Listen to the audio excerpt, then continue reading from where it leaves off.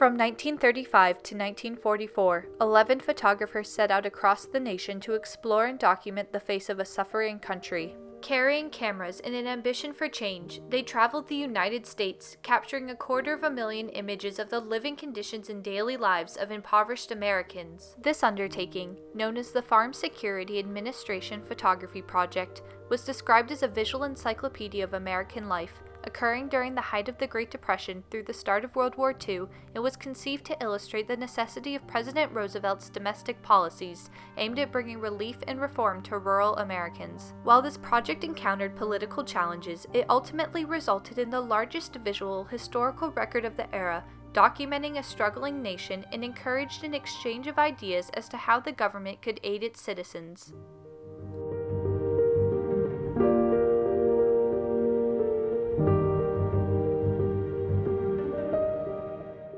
The stock market crash of 1929 marked the beginning of America's Great Depression, causing widespread panic as approximately 30% of America's workforce found themselves unemployed. As the effects of the economic crisis spread across the country, farmers in the Southwest simultaneously endured the hardships of the Dust Bowl, one of America's largest ecological disasters. The Dust Bowl, which resulted from drought and poor agricultural practices, caused massive dust storms that demolished crops over an area of 150,000 square miles. With growing unemployment and increasing breadlines, newly elected President Franklin Delano Roosevelt began implementing one of the most aggressive domestic policies ever proposed by an American president. Dubbed the New Deal by the press, Roosevelt's policies consisted of new government programs and agencies designed to stimulate and protect the economy while implementing societal reforms. In 1935, Roosevelt created the Resettlement Administration to address rural poverty. However, it was replaced with the Farm Security Administration, or FSA, in 1937. The FSA worked with states and counties to administer low-interest loans made possible by the Bankhead-Jones-Tenet Act to sharecroppers and impoverished farmers so they could buy land and equipment with the goal of becoming self-sustaining. While history would judge the success of the FSA programs as modest, it would be well remembered for its photography program that began with the Resettlement Administration. Roy Stryker, a Columbia economics professor, was hired to head the historical section of the agency, which would oversee the photography program. Roosevelt assigned the historical section to photo-document rural poverty to convince Congress that thousands of dispossessed farm families were in desperate need of government assistance. Stryker wanted the goal of the FSA photography project to go beyond documenting unemployed Americans' dusty farms and long breadlines. He wanted to capture genuine emotion and create an accurate historical record of the era, introduce Americans to America, he said. Everybody knew there was poverty, but it was an abstraction. Yes, you could see some breadlines, you could read some unemployment statistics, but most of the poor, especially rural poor, were invisible.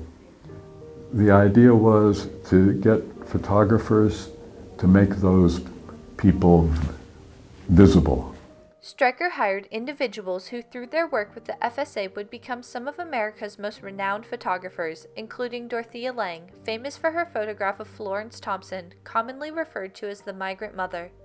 Walker Evans, known for his collections of rural American farm families, and Gordon Parks, remembered for his portrait of Ella Watson, who is commonly referred to as the face of racism and injustice during the era. The photographers were under strict instruction to not manipulate the scenes they were photographing, knowing this would destroy the credibility of the project. The photographer's use of people in the pictures added an influential and raw emotional aspect that was absent when an image was strictly of a landscape or object. Stryker used this novel composition to his advantage when selecting photographs for program administrators to use when trying to persuade Congress to continue funding many of Roosevelt's programs, often providing photographs of individuals and families to invoke empathy and give a voice to those who could not speak for themselves. We were all inspired and revved up by the whole New Deal idea, and of changing things and trying to get people to understand what was going on, and what the condition of the country was. We were trying to show this graphically, because people will look at photographs when they won't read things. They had no idea that a third of the nation was ill-clad and ill-nourished. In order to create a balanced and accurate portrait of America in the 1930s, Stryker would give his photographers questions to help guide their work, such as, "What do people in small-town Texas do on a Saturday afternoon?" or, "How do people in Mississippi use their porches?" Technical details, such as framing, lighting, and camera angles, were essential in capturing the emotion and hardship of the people they were documenting.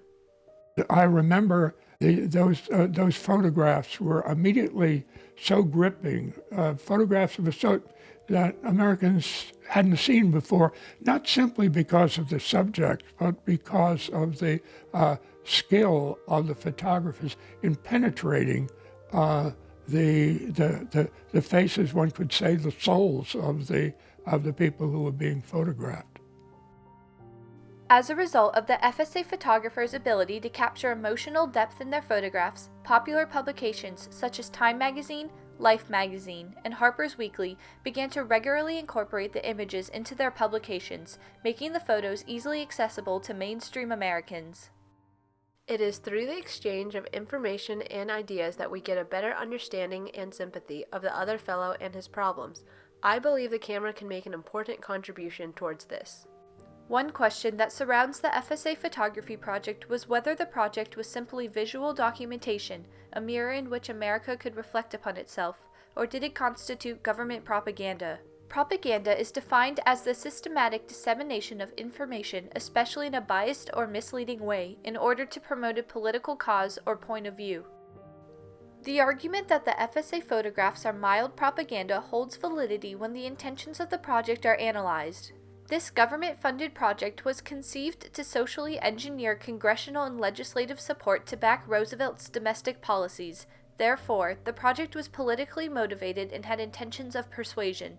However, the counter-argument that the pictures are an acceptable form of government publicity is also legitimate and holds credibility. There are three qualities that set this specific group of photographs apart from iconic government propaganda. First, these photographs captured real, not staged events. Second, the challenges that faced people in the photographs are independent of the photographer, meaning they would have taken place regardless of the presence of the photographer. Third, the photos are an accurate representation of the surroundings. There were no exaggerations. For Stryker and for many of the photographers, the work was more than simply archival. It was meant to be, and it was, transformative in a nation's will and hope. Regardless if one views the project as propaganda or awareness, the impact of the FSA photographs on the nation as a whole was nothing less than monumental. The emotion the photos captured was an essential element in Roosevelt's effort to reform and modernize rural America.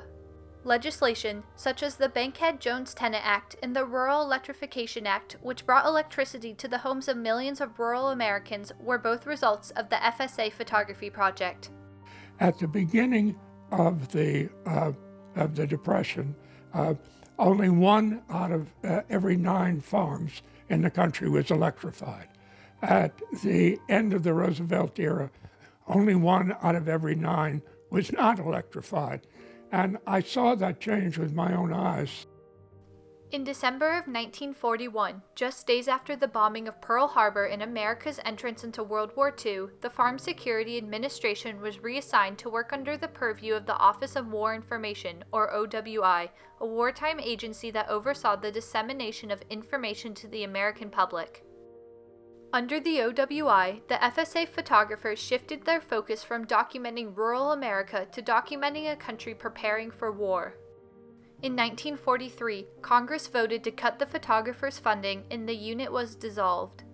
While Stryker had the foresight to release the photographs to the Library of Congress in 1946 for preservation, neither he nor his team of photographers could envision the impact their iconic images would have on documenting an era of great adversity in our nation's history. The FSA's unmatched documentation of a crucial period in American history will serve as a reminder of the unrivaled economic and ecological hardships rural Americans encountered and how the power of photography can influence and reform an entire nation.